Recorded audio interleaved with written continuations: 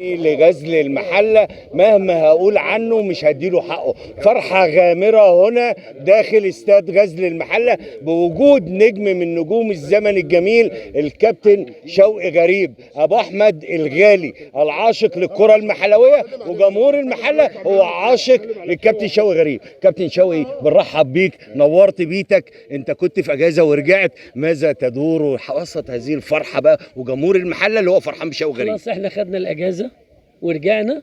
هنبدا العمل. مظبوط. دقت ساعه العمل.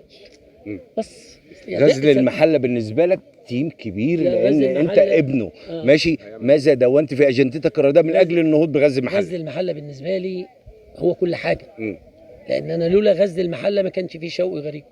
كده يبقى فيه شوقي غريب ازاي؟ يعني ما هو لولا غزل المحله انا لا لفيت على انديه ولا لفيت على حاجه. انا لعبت في غزل المحله طول حياتي، عرض عليا العب في اكبر الانديه المصريه، وعرض عليا العب بره مصر، وعرض عليا حاجات كتيره.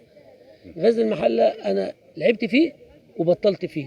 خلال مشواري كله طلعت لإعارة لسلطنة عمان، نادي الظفار العماني، وخدت الدوري. خدت الدوري حتى يوم السلطان قابوس اطلق اسمك على الملعب. طب لا يعني خدت الدوري ووصلت نهائي الكاس مع نادي مرباط. ادي اللي عملته في سلطنة عمان. ورجعت في نفس السنه البلديه صعدت في الدوري ورجعت السنه اللي وراه بطلت لعبت في غزل المحله وبطلت في غزل المحله، وكنا تقريبا لعبنا كاس مصر. كاس مصر ايوه يعني هو ده بلدي وبيتي واهلي.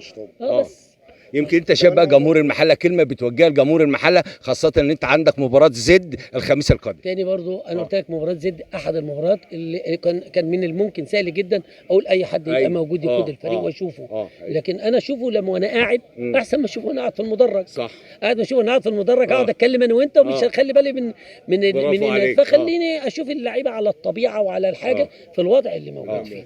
اتمنى باذن الله ان انا ارد لغزل المحله وجمهور غزل المحله حاجه من اللي هم عملوه لنادي غزل المحله. بالتوفيق ان شاء الله كابتن. الله يخليك.